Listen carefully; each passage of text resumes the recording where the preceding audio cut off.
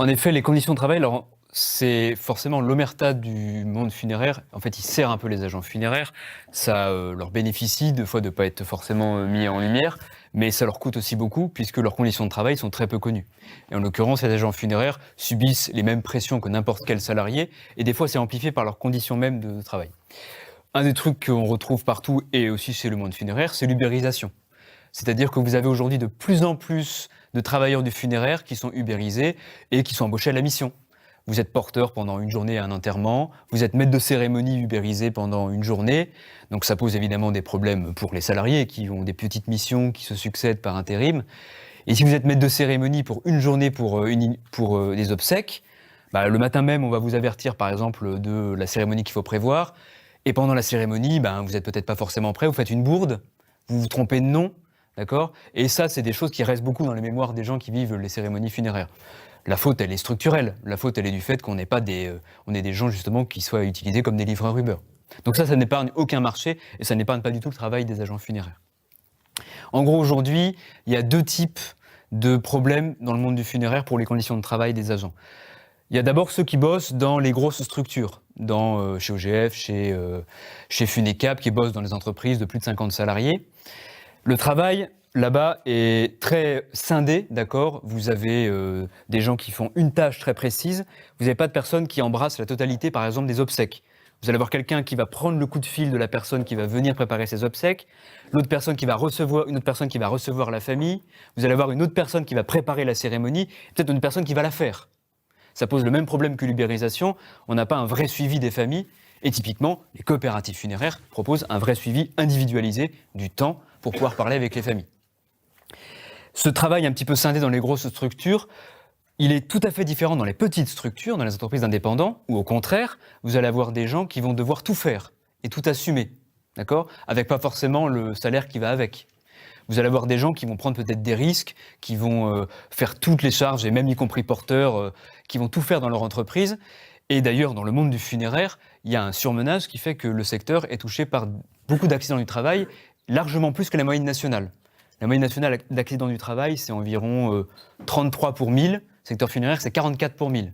C'est vraiment supérieur. Il y a une énorme différence. Et il n'est pas rare que, ça paraît un petit peu fou comme ça, que des personnes qui travaillent dans des agences funéraires tombent dans des trous qui sont en train de creuser pour inhumer des gens. Il y a beaucoup d'accidents de travail comme ça. Il y a pas mal de personnes qui ont aussi des TMS, des troubles musculo-squelettiques, d'accord ? Des porteurs, etc. C'est un métier physique. Beaucoup de personnes qui font des burn-out aussi. Il y a une augmentation quasiment linéaire des maladies du travail, des maladies psychosociales du travail et des accidents du travail aussi tout à fait concrets. Et il y a des solutions qui existent un petit peu techniques, ne serait-ce que par exemple quand on creuse une tombe, on ait en fait une plateforme amovible qui fasse qu'on tombe jamais dedans. D'accord ? Ça existe, il y a des machines qui existent déjà, mais évidemment toutes les entreprises funéraires n'en ont pas. Il y a aussi par exemple dans les crématoriums, certaines personnes ont dans leur corps du formol. D'accord ? Parce que les familles peuvent décider d'avoir recours à ce qu'on appelle la thanatopraxie. C'est pas une toilette funéraire, c'est pas une toilette mortuaire, c'est un peu plus. En fait, on va mettre dans le corps de la personne du formol, ce qui va permettre de la conserver dans une forme à peu près correcte pendant tout le délai où elle est dans une chambre funéraire jusqu'au délai d'inhumation. Donc ça permet d'avoir un aspect un peu plus peut-être supportable pour certaines personnes.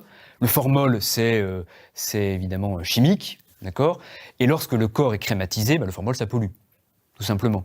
Et il y a certains crématoriums qui sont équipés de filtres qui permettent de protéger les émissions de formol, d'autres non. Mais surtout, les agents funéraires qui travaillent dans cet environnement-là sont contaminés au formol, tout simplement. Et il existe des solutions pour essayer d'avoir une protection des filtres, mais aussi des machines, des sortes de tubes, je ne vais pas rentrer dans les détails, mais qui font que l'agent funéraire peut être protégé des émissions de formol. D'accord ? Ça fait partie de tous les risques au travail qui peuvent exister, mais qui ne sont pas pris en charge, notamment parce que le secteur funéraire pâtit de son omerta, pâtit du fait qu'en fait, on n'en parle pas trop.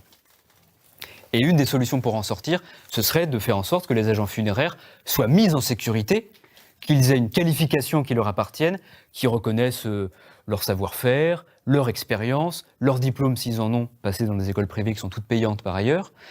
en tout cas une qualification qui soit attachée à leur personne, qui ne puissent pas perdre, qui ne soient pas dépendants des primes de leur entreprise ou des enterrements qu'il y a dans leur coin, espérons qu'il y en ait le moins possible d'ailleurs, qu'il n'y ait pas des missions Uber, que les agents funéraires passent d'une entreprise à l'autre en intérim. Mettons en place un salaire à vie attaché à chaque agent funéraire qui les met en sécurité et qui les met en sécurité de faire sereinement leur travail et pas d'avoir notamment à vendre la facture la plus chère à leurs clients. Leur salaire tombe chaque mois, comme c'est le cas pour un fonctionnaire par exemple, et ça les libère du rendement et peut-être d'en faire trop, voire à se mettre en danger et du coup à subir des accidents du travail.